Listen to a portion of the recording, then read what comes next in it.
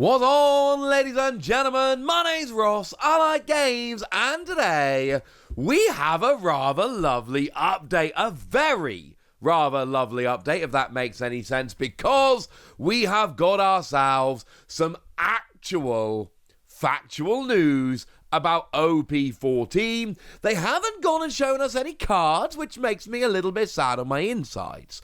But what they have gone and shown us over in Japan is the booster pack artwork for OP-14.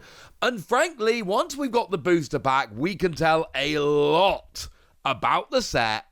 So yay! We can go and have a gander at that now, can't we? Yes, we can. Lovely. Now, interestingly enough, the set is literally called 7 Warlords of the Sea. They're not mucking about here. Like, we knew it was going to be themed after the 7 Warlords of the Sea. That's not new. That's not different. We've always known that was the case. What's new and weird and different today is that we know they've literally gone, well, we've got this 7 Warlords of the Sea set. What should we call it? 7 Warlords of the Sea. And you might think I'm being a bit facetious here and being a bit mean. I am not. I think that is an incredibly appropriate name for a set about the 7 Warlords of the Sea. So frankly, yeah, this is very, very cool. And we see on the booster pack artwork, Crocodile, Boa Hancock, and Dracula Mihawk. Now, this is actually superbly relevant, and this answers one of the biggest questions we had, because, you know, we've had rumours of this set for a little while. We've known that a 7 Warlords of the Sea set is coming. But one of the points I keep making to you guys when we talk about this is, well, 7 Warlords of the Sea doesn't actually narrow it down that well.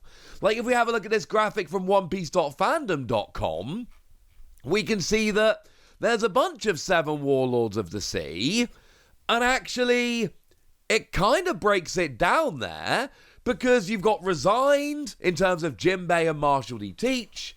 We've got the members before the dissolution, because obviously in the manga anime right now, the 7 Warlords of the Sea don't actually exist anymore, but don't tell anyone. And then we've got the ones that had their membership revoked, like Crocodile, Gecko, Moria, Trafalgar Law, and Don Quixote Doflamingo. I am not going to be going through a huge amount of detail there, because we don't really need to. And honestly, I'd just end up going for a big One Piece history lesson. That is not the point of this video. What this point is, however, is that basically we're going early 7 Warlords of the Sea. Now, with Mihawk and Boa Hancock, that could be any era. Mihawk and Hancock are kind of always there as warlords. That makes perfect sense.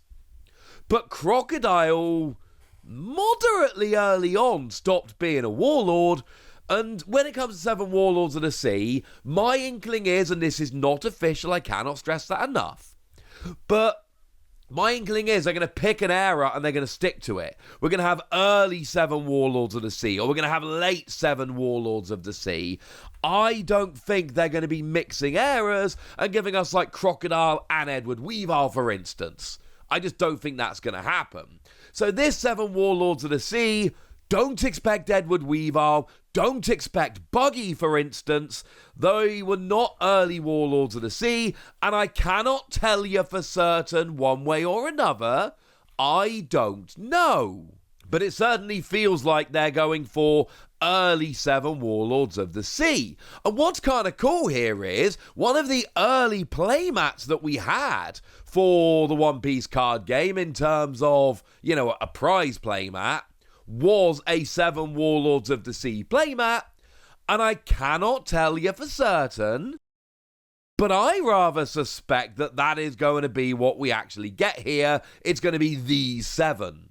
So, Gecko Moria, Don Quixote Doflamingo, Dracula Mihawk, Crocodile, Jinbei, Boa Hancock, and Bartholomew Kuma. Not confirmed, not official, but I would think at this stage very, very likely.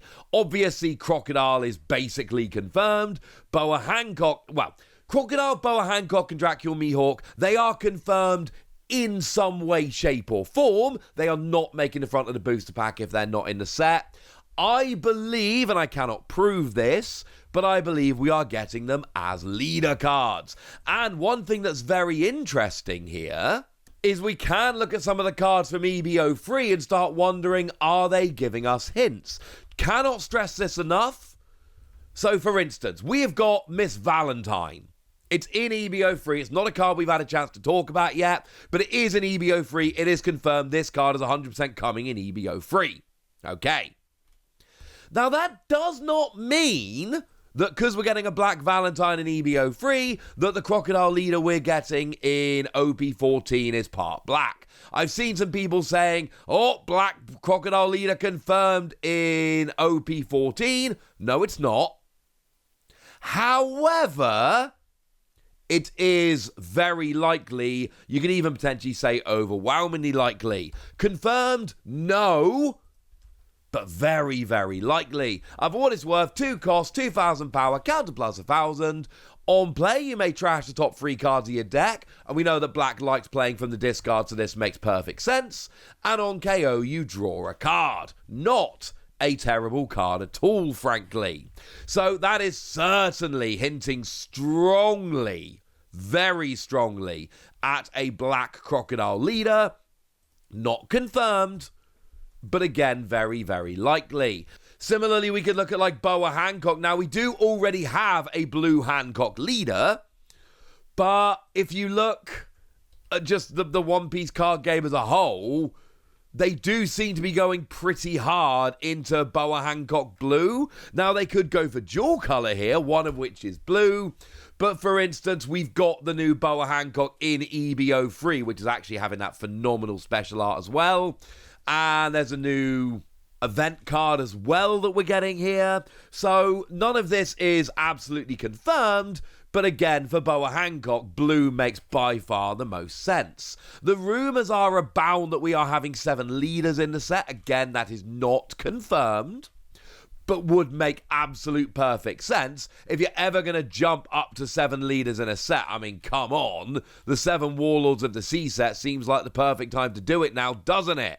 And then it would be very fitting to have each of these coming in the set. That would honestly be kind of awesome.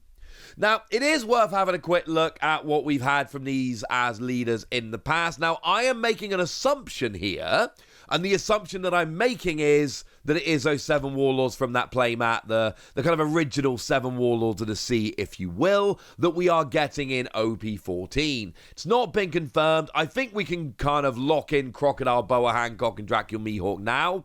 And again, being on the front of the pack does not guarantee there's going to be a leader, but I do think it's far more likely than not. So, Boa Hancock, as mentioned, we had that previous blue leader in OP-07. For such a popular character, I do find it interesting. We've only ever had the one Boa Hancock leader, so this seems like a good excuse to go and get another one here. And because of all the other cards we've seen in the past, I do think blue is by far the most likely. Jinbei, far less popular, but we have had a Jinbei leader, so one that came around in OP-11. Now, we had mono green that time, and again, with all the Fishman stuff, green does seem to be almost like if you didn't make it part green, it would be kind of mean. But this is a good opportunity to go, well, look, Jinbei kind of needs to be green because of Fishman. But what we can do here is give another color and open up a whole bunch of fun deck building options. Now, Crocodile is one we have had multiple leaders for in the past. Of course, one of the initial starter deck leaders was Blue Crocodile. That was starter deck 3. Then we got blue and purple Crocodile in OP1. So by the time the first set came out, we actually already had 2 Crocodile leaders, which I find very interesting. Then we got a Crocodile leader in OP04, which was purple-yellow. And it's been a while. Like, by OP04, we had 3 Crocodile leaders, and then OP-14 looks like it's giving us the first Crocodile leader since OP-04. It is weird that it's taken this long to get a Crocodile leader after how many we had early. But then again, early manga, lots of Crocodile. After that, very little Crocodile. So I don't know, maybe they're mirroring the manga in that point.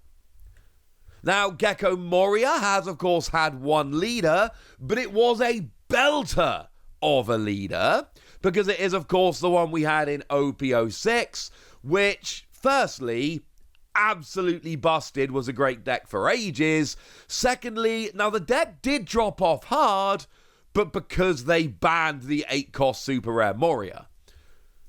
It was such a ridiculous deck. They literally had to ban a card to keep it in check, which I do find very, very interesting. Now, Doflamingo is another one where we've had multiple leaders, only the 2 here. We had one in OP-01, and then again we had one in OP-04. So we had 2 early on, and then they just stopped giving us Doflamingo leaders. Both of them have been good. The OP-01 Doflamingo was really good in the very, very early days of the game, and then it kind of cycled back round when we got the starter deck, but right now, I think that one has dropped off a little bit. So what about Mihawk and Kuma then? Yeah, we've not had any Mihawk or Kuma leaders. 2 of these 7 Warlords of the Sea have yet to actually appear as leaders at all. So, I mean, there's going to be a lot of fans. I mean, I love Mihawk. Mihawk's one of the coolest characters in One Piece. And especially if you've been keeping up with the manga or the anime, keeping up with the story of One Piece, I don't know how you could not be a Kuma fan right now.